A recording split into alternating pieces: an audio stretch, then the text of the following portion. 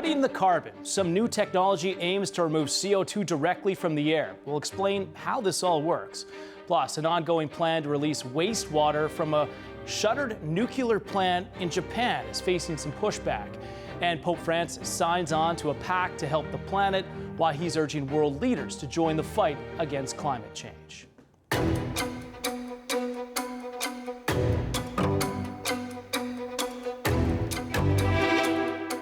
Hello and welcome to EarthX News, where we focus on sustainability and the environment. I'm John Glasgow, in for Christina Thompson. Let's get into some of the biggest headlines facing our planet. We begin with a new carbon capture technology being used in California. Think of this as a massive vacuum to clean up CO2. A three-story structure is pulling carbon dioxide from the air, a process meant as a way to cut down on the greenhouse gas. While several startups have built commercial direct air capture facilities that can capture 1,000 tons of CO2 from the atmosphere a year, this one adds additional benefits. Avnos, the company who has built the machine, claims per every 1 ton of CO2 removed from the air, an additional 5 to 10 tons of water is produced. Ambient air is passed through a drying agent that draws water out.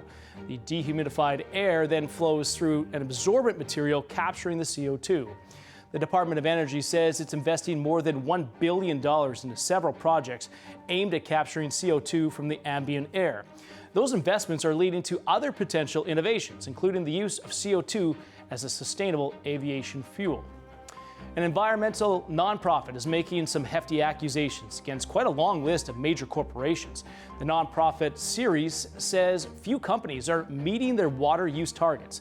Companies in industries that produce food, clothing, as well as drinks and technology services use a lot of water. But many of these businesses say that they want to be more responsible about their use of the resource, especially since drought, floods, and extreme weather threaten their supply chains. Amongst the 72 companies graded by Ceres for their sustainability efforts, not many will reach their 2030 environmental goals. Amazon and Apple only scored 20% as they use a substantial amount of water for processes such as cooling servers in their large data centers. Meantime, a new technique for storing carbon is being used to make a common construction material a bit more environmentally friendly. Green concrete is created by spraying liquid CO2 inside the mixing drums on concrete trucks. There it reacts with calcium ions in the cement to form calcium carbonate, a mineral that is embedded in the construction material. This process is said to reduce the carbon emissions from one of the dirtiest industrial materials by about 5%. While green concrete can't store the billions of tons of carbon needed to meet the world's reduction goals, it does offer an immediate solution. Unlike other storage processes, there is no need for regulatory approval or local support. Companies such as Microsoft and Amazon are utilizing the new techniques for some of their construction projects and investing in additional concrete production methods. In Japan, the Fukushima Daiichi nuclear power plant began its third release of treated radioactive water since the massive earthquake and tsunami that struck Japan in 2011. The plant has accumulated 1.3 million tons of radioactive water, but the holding tanks are full and the plant needs to be decommissioned. Tokyo Electric Power Company Holdings and the Japanese government are working together to release the water. Fukushima began its first release of 7,800 tons in August, and it will continue to release batches of treated water for decades. The water is treated to remove as much radioactivity as possible, then diluted with seawater before it's released into the Pacific Ocean.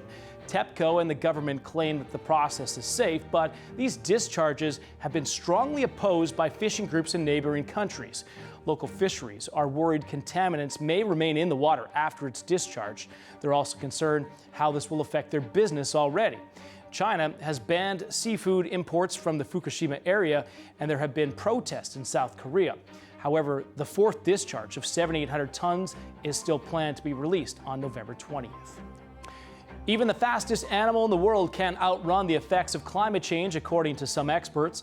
A new study published by Biological Sciences suggests that cheetah populations are becoming more vulnerable to rising temperatures.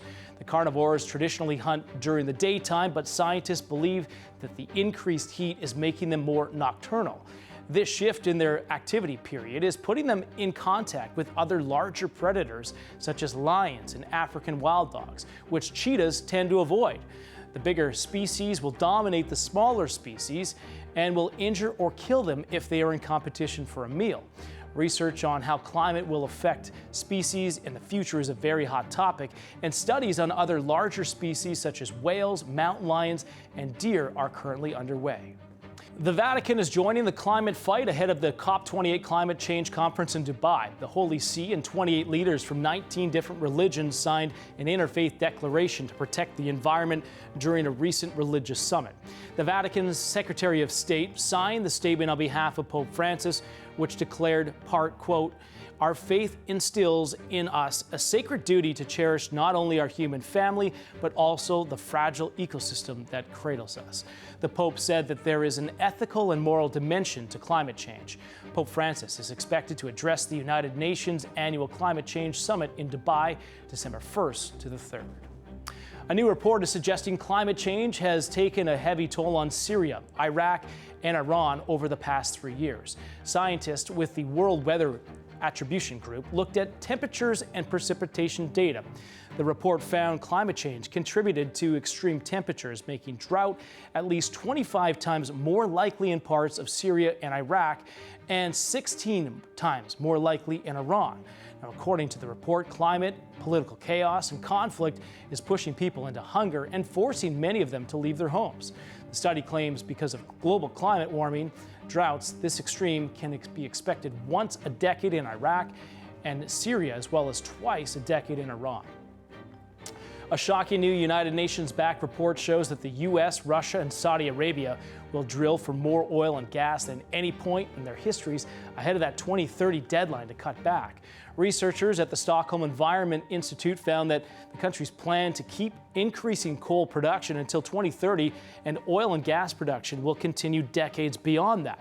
The report, which looked at 20 major fossil fuel producing countries, underscores the wide gap between world leaders' lofty promises to take stronger action on cutting emissions and their nation's actual production plans. But the report doesn't touch on the subject of why these countries continue to drill. The authors of the report warn that the transition away from fossil fuels must be properly planned, or it faces the risk of placing further burdens on developing countries who are highly dependent on revenue from fossil fuel production. Their solution is for wealthy nations such as the United States to rapidly phase out production while helping to finance the transition in poorer countries. The UK, the net zero minister, suggested that countries should be focused on carbon capture rather than phasing out fossil fuels. This new report comes ahead of a global climate summit in Dubai to discuss how countries can reduce emissions and attempt to curb climate change. Wind turbines are popping up all over the country, providing electricity without burning fuel or polluting the air. However, they're causing a different issue at U.S. nuclear launch sites. The Air Force is asking Congress to pass a 2 nautical mile buffer zone around each site. It says the proximity to their missile silo sites, as well as the turbulence that is caused from the wind turbines, is creating issues for their aircraft. The Air Force reports 46 of 450 sites are severely encroached upon. They define that as more than half of the routes needed to access the sites being closed due to obstructions. The legislation has the support of wind energy advocates, but they caution against a one-size-fits-all approach. Additionally, the Air Force continues to support renewable energy initiatives and is working with landowners and energy companies to find solutions. The Biden administration is moving forward with a controversial plan to build a new section of wall on the U.S.-Mexico border. Now, this move comes amid another surge in migration on the southern border. But by building the wall, President Biden is waiving more than 24 federal environmental laws. What impact could the barrier have on local wildlife? Let's bring in Southwest conservation advocate at the Center for Biological Diversity, Lakin Jordahl. Thank you so much for joining us. Lakin, your initial reaction to this? Yeah, my initial reaction was one of I'm just totally disheartened. This flies in the face of a lot of what this administration has said it stands for when it comes to the environment, environmental justice. And yeah, I'm really fearful that these new miles of wall will actually push wildlife closer to extinction and destroy a huge amount of important habitat in Texas. What types of plants, animals would be impacted? You've been to the area. What are you seeing? What would be impacted? Yeah, so all sorts of different wildlife. We've got mountain lions, bobcats, javelina, armadillos, Texas tortoises live in this area. And there are also two endangered endemic species of plant. That means they don't live anywhere else in the country, that only live in these two counties in Texas that are now vulnerable to the bulldozers that will soon be rolling in to make a way for this wall construction. So the Biden administration is pushing for environmental changes. That's a platform that they've been running on for a long time. Yet borders are a reality of a country, but wildlife doesn't have borders. What is the balance here, in your opinion? Yeah, animals don't understand political boundaries. Mountain lions, javelina, coati, these animals have evolved for millennia to migrate freely. Only recently have we tried to impose these political barriers and build border walls that stop wildlife migrations. Well, is there an alternative that's going to appease both the government, environmentalists, voters as well? I mean, what is the solution, in your opinion? Certainly. I mean, I think if the government was serious about the environment, environmental justice, they would invest in technology. And we have to ensure that our border security policies don't end up pushing species into extinction. Lakin Jordal, thank you so much for coming on and sharing some of your expertise. Appreciate it.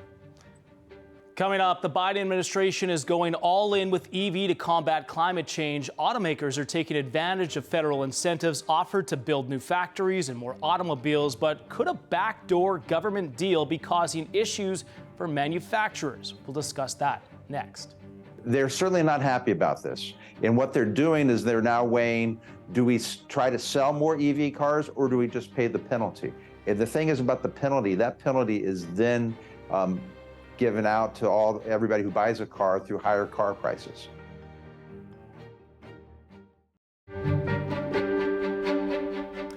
Welcome back. The auto industry is under fierce pressure to build and sell EVs. The Biden administration wants the industry to go fully electric by 2030. But a backdoor EV government mandate for automakers is ironically causing trouble for green vehicle investment. It's called the CAFE standards, which stands for Corporate Average Fuel Economy. And it's a regulatory subsidy for manufacturers, but it can impact profit margins for both electric and gas-powered vehicles. To understand what this means, let's bring in former EPA administrator under the Trump administration, Andrew Wheeler. Andrew, thank you so much for joining me. First off, I have to ask you, what are the CAFE standards and why are automakers concerned that EV mandates could impact their bottom line? Absolutely, and thanks for having me on your show. Most people, I don't think, understand the way the CAFE standards work. As you said, it stands for Corporate Average Fuel Economy. So each company is required to hit the CAFE standard, the average for all of the vehicles that they sell in a calendar year. So if they sell a lot of like heavy SUVs or pickup trucks that get little gas miles per gallon, they have to sell even more higher fuel efficiency vehicles to average out to hit the average. So does that apply to both electric and the gas-powered vehicles, or is it just one of the two?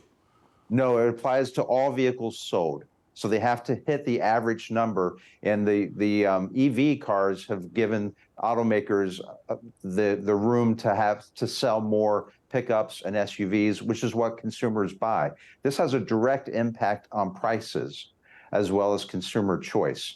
This goes back to the Clinton administration. What the Clinton administration did in order to help subsidize electric vehicles is they applied a multiplier for EV cars. So if you're, for example, right now, the Ford F-150 Lightning gets approximately 67 miles per gallon. It's an electric vehicle. They multiply that by 6.7 to give it a credit of 237. So miles per gallon. So when you're averaging all the EV cars, they're getting a much higher average than what they're really entitled to. They're averaging in 237 miles per gallon instead of the 67 miles per gallon. What the Biden administration has proposed this past spring, the Energy Department, is to do away with that multiplier. So going forward, the auto manufacturers will only be able to count the 67 miles per gallon instead of the 237 miles per gallon for an electric vehicle. It was an artificial number in order to help more EV sales and to encourage the automakers to sell more EV vehicles. So that brought the average up, and it helped the companies meet their corporate standard.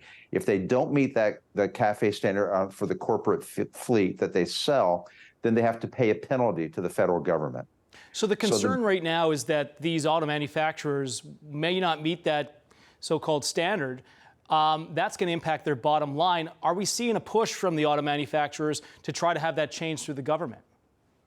They're certainly not happy about this. And what they're doing is they're now weighing, do we try to sell more EV cars or do we just pay the penalty?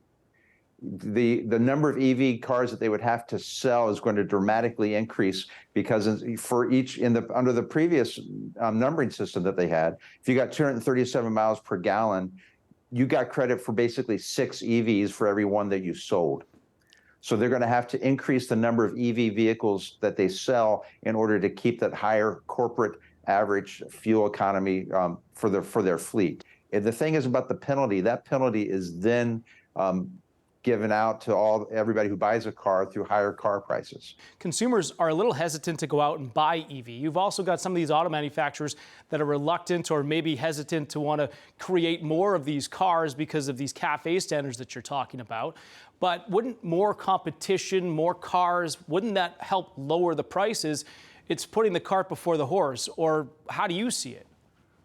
It would if it was a completely free and open market, but because of the CAFE standard where you're, and also the tax subsidies, if you purchase an electric vehicle, you're really tilting the marketplace. I believe in the free market. I believe consumers should have choice, but what the Biden administration is doing through a number of different ways, one, by raising the CAFE standard for individual cars, by forcing the automakers to make more EVs, and then now with this change, taking away the multiplier for EV cars is going to really force the auto manufacturers to produce more EV cars or pay the penalty. So the American consumer, in addition to taking away their choice, it's also causing them to pay more for the vehicles that they want. It's not a free market.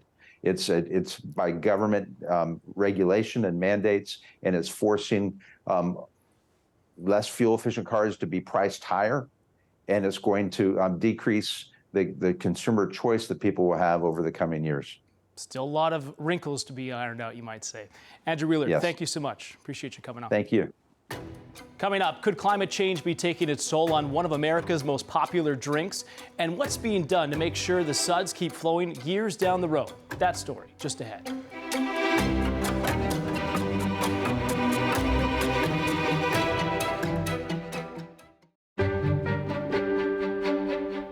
Welcome back. Could climate change be taking its toll on beer? Some hops and barley growers in the U.S. say that they've already seen their crops impacted by extreme heat, drought, and growing seasons. Alex Salvi has more on that. Beer is a staple of the world's most prized activities. Sports, parties, cultural celebrations, and it may be facing an existential challenge. Climate change is threatening some of the beverage's necessary ingredients, exacerbating a decrease that's already underway. A study by the Journal Review predicts some crops in Europe will decline by up to 18% by the year 2050, specifically barley and hops, threatened by insects, contamination, and rising temperatures. There are a number of things we're thinking about, and there is a very long-term component to it, where in any agricultural crop, you're having to stay ahead of pests, diseases, and more recently, we've had issues of climate change thrown at agriculture as well. Producers in the United States, such as the team at Indy Hops, are already seeing their crops impacted by heat, drought, and changing weather patterns. This is the case for barley, a necessary ingredient in beer, and a component that faces a dilemma: adapt or die. Farmers are trying to play a role in making sure the latter option never happens, by experimenting with the time that barley is planted in the soil. Planting barley in the winter instead of the spring is gaining momentum amid rising temperatures and is proving to be a viable solution. It also presents a new opportunity for breweries that want to focus on using local ingredients but are unable to due to certain climates. But barley is only half of the equation, with hops, largely responsible for the flavor of beer, also facing the same existential threats. Local breweries are uniting to plant more weather-tolerant hops, which often require more water. And by banding together, they finance the crops to prevent racking up hefty bills and adding to climate concerns. So that's one thing we're looking at is having a stable set of hop varieties to grow in the challenging face of climate change. Both barley and hops producers face similar concerns: rising temperatures, cooling temperatures, snowfall, diseases, and pests, all forcing farmers to alter their practices or genetically modify their crops. And with the beer industry tackling the issue together, the breweries, the producers, and of course, starting on the farms, they believe they can make progress against a challenge that arrived much sooner than many expected. We were certainly looking at it from the research side and for all of agriculture, looking to see with the crops about drought tolerance. What did we have that we were growing? What did we need to be able to maybe make changes to be able to prepare for what was coming? And then all of a sudden, it was not coming any longer. It was here. It's an uphill battle against Mother Nature, but for beer makers and beer consumers, it's a fight worth having. For EarthX, I'm Alex Salvi. Alex Salvi, thank you so much for that report.